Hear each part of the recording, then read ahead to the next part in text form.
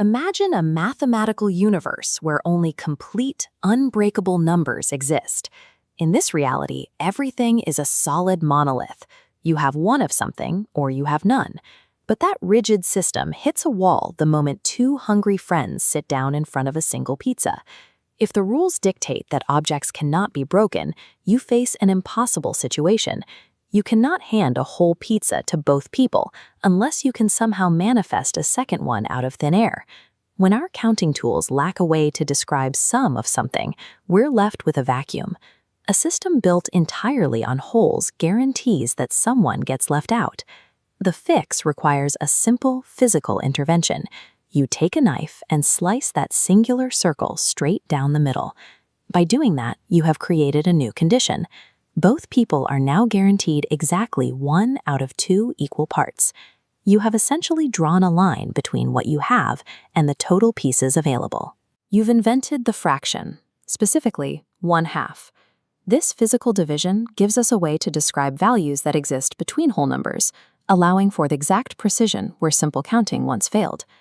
To see how a fraction actually functions, let's look at this abstract geometric representation. Watch how the machinery works when we split this circle into quarters. Every fraction has a rule maker permanently located on the bottom. We call this the denominator. This bottom number dictates the absolute total. It tells you exactly how many equal fragments the original whole has been broken into, in this case, 4. Sitting directly above that is the inventory tracker, known as the numerator. This top number defines exactly how many of those divided parts you currently possess. Here, we hold exactly 1. These two numbers work in strict coordination. With the rule maker setting the total on the bottom and the inventory tracking your pieces on top, you have a precise system for translating a physical whole into quantifiable parts. The flexibility of this system comes from leaving the denominator locked while we adjust our inventory. If you acquire 2 more parts, your top number shifts from a 1 to a 3. In mathematical terms, your equation is now 3/4. In the physical world, it means you have successfully secured most of the pizza. This compact over-under notation provides an infinitely adaptable tool for dividing resources and navigating a complex reality. This system of breaking things down into parts isn't limited to food. We rely on the same logic to organize much more abstract parts of our day. It provides the precision required for physical chemistry, like measuring exactly half a cup of sugar to ensure a recipe works the way it's supposed to. It even allows us to slice up the invisible flow of time. When you schedule a meeting for a quarter past the hour, you are applying a denominator of 4 to a 60-minute clock, and it helps maintain fairness in financial transactions, calculating exactly what each person owes when 5 people split a single restaurant bill.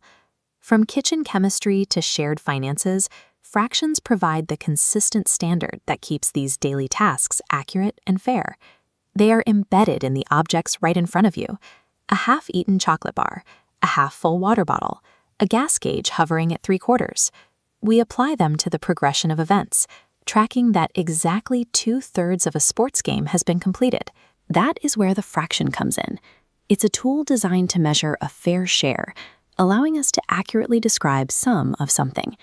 Without fractions, we lose the ability to be precise. Dividing a meal or measuring ingredients would rely on guesswork rather than a system that everyone can agree on. Look at this circle divided into 4 pieces. The denominator tells us how many equal parts the whole is split into. As the denominator increases to 8, each slice shrinks. The numerator then indicates exactly how many parts you hold. The numerator quantifies your portion. If it's a 1 over a 2, you have exactly half. If it's a 3 over a 4, you have most of the pizza.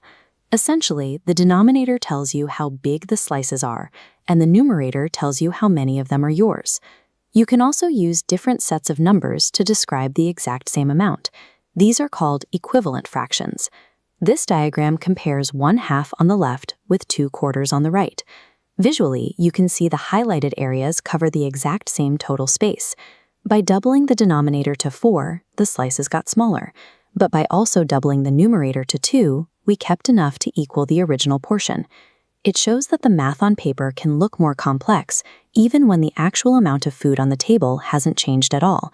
But what happens when you have more pieces than what fits into a single whole? We call these improper fractions. This is how we handle situations where the numerator is greater than the denominator. For example, if a group orders 2 pizzas, cups them both into fourths, and eats 5 slices total, they have eaten 5/4 of a pizza. You can also write this as a mixed number. 3 half cups of flour is 1½ cups. 3 half hours of a meeting takes an hour and a half. These methods show that fractions aren't limited to a single object. They can scale to measure quantities across multiple items at once. When the check arrives for 5 people, we rely on a 1/5 share to make sure everyone pays the exact same amount. By understanding how denominators divide the world and numerators claim a portion of it, we gain a clearer way to describe our surroundings. It's the difference between guessing at a share and knowing exactly how much we're giving or receiving. Steps. Next time, we'll explore how to turn raw data into pictures you can actually see with graphs. Subscribe so you don't miss it.